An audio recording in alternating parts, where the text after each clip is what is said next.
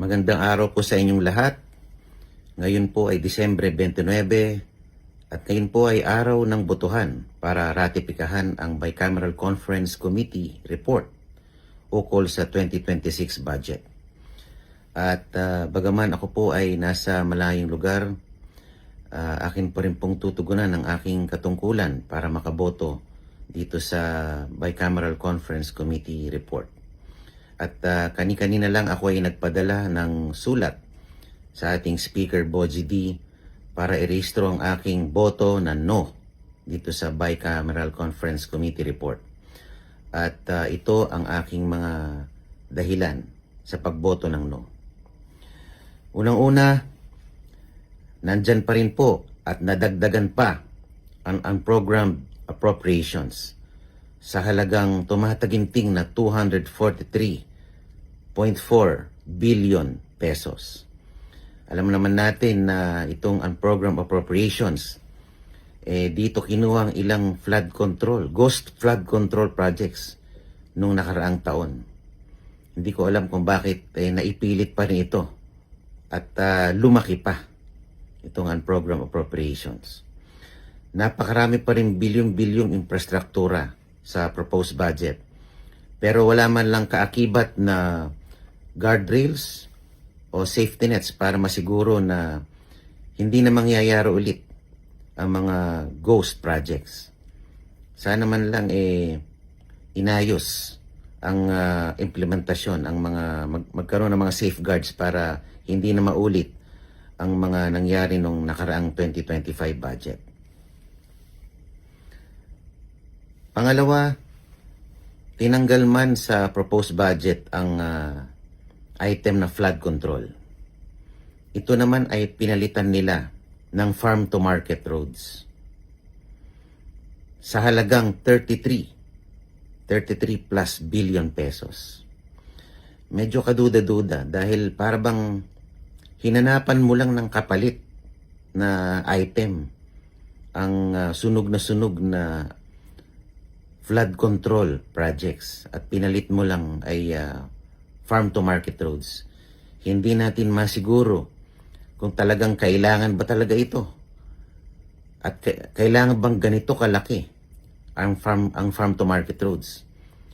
Parang nakapagduda na para lang mapaglagyan ng pagkakagastusan, bigla na lang pinalitan ang flood control projects ng farm-to-market roads. Hindi mo malalaman kung kailangan ba talaga ito o pwedeng pagkapirahan lang o pwedeng gamitin dahil ito ay lump sum. Pwede siyang gamitin bilang insentibo sa pamumulitika. Hindi natin malalaman. Bukod dito, lumobo ang AICS o yung protective services to individuals in crisis situations sa halagang 63.9 billion pesos. Kumbaga, tayo na ay makikilala na Ayuda Nation. Ito ang magiging flagship project ng administrasyon na ito. Ang pamimigay ng limpak-limpak na ayuda. Para sa akin po, ang pag-unlad at ikagiginhawa ng isang lipunan ay hindi mo masusukat sa dami at dalas ng pagbibigay ng ayuda, kundi sa pagkakaroon ng marami at matatag na trabaho para sa ating mga mamamayan.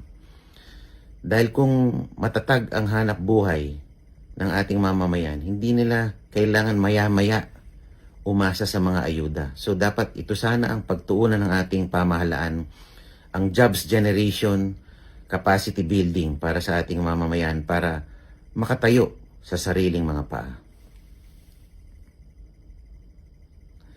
At nakakabahala din ang pagtanggal ng pondo para sa mga foreign assisted projects. At ang mga foreign assisted projects ay nilagay sa unprogrammed appropriations. Ibig sabihin, pag nilagay mo sa unprogrammed, ito ay hindi mo priority. Nakakalungkot dahil ang foreign assisted projects, ito pa naman ay magsisilbing flagship projects sana ng administrasyon na ito. Ito yung mga malalaking infrastruktura na talagang kailangan na pinondohan ng mga foreign funding partners tulad ng JICA at ilan pang mga financing entity. Sana man lang, kung ito ay importante, sana nilagay ito sa programmed appropriations. Sapagkat kung tayo ay hindi nakakabayad at hindi nakakatugon sa mga kontrata, tayo ay patuloy na nagbabayad ng commitment fees o ito yung mga penalty na binabayaran ng ating gobyerno. Sa taon-taong hindi tayo nakakabayad at nakakatugon dito sa mga kontrata na ito. Tayo rin ang natatalo dito sa kababayad natin ng mga commitment fees. At tayo ay napapahiya sa pandaigdigang arena dahil anong sasabihin nila sa mga Pilipino? Hindi marunong tumugon at tumupad sa mga kontrata. So, para sa akin, sa halip na bigyang tunay na atensyon ang reforma sa budget process, ang ating Kongreso ay maaari lamang madiin sa mga lumang pakulo na pinapalitan lamang ang mga titulo at mga pangalan. Kahit na pumayag tayo sa pagsasapubliko ng mga budget hearings, ay ipinakita lang natin sa taong bayan na ang mga kongresista ay hindi pa talaga handa na magsakripisyo at talikuran ang kanilang mga lumang kinagisnan. At ang transparency ay hindi talaga natin kayang panindigan. Nakakalungkot po talaga. Nabatid lamang ng mga tao na may mga saradong pintuan kung saan may napapaboran. At bilang panghuli, this budget will continue to reflect old habits and dubious badges before our constituents. Any meaningful reforms we were able to bring forward will ring hollow in light of the glaring compromises we have opened this budget to. At dahil po sa mga dahilanang ito, ako po ay bumoto ng no.